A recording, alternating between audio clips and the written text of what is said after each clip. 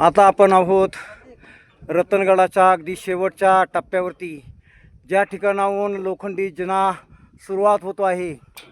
सह्याद्रीच्या कडेकपारीतील सपाट अशा कातळावरती चढण्यासाठी, पर्यटकांच्या सेवेसाठी, खास निसर्गप्रेमींसाठी आणि ट्रेकर्स मंडळींसाठी चढण्यासाठी पोलादी दादर तथा शिड्यांची योजना या ठिकाणी केलेल्या आहेत.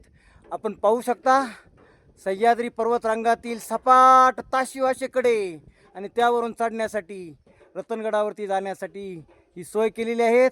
आजूबाजूचे हे सह्याद्रीचे उंच कडे, गिरीशिखरे, गिरीकंदरे आपल्याला पाहायला मिळत आहे. आणि त्याच्याच खाली त्याच्या अंगाखांद्यावरती खेळत असलेली हिरवीगार वृक्षांनी नटलेली ही वनराजी समोर दिसत आहे. ते प्रवारा माईच्या पात्रातील बंधाऱ्यानं अडवलेलं पाण्याचं एक सुंदर असं मनमोहक रूप तळं, अर्थात केटविहार. आपण पाहता या निसर्गाच्या परिसरामध्ये सोनकीची फुलं उमललेली आहे. निसर्ग आनंदाने डोलत आहे.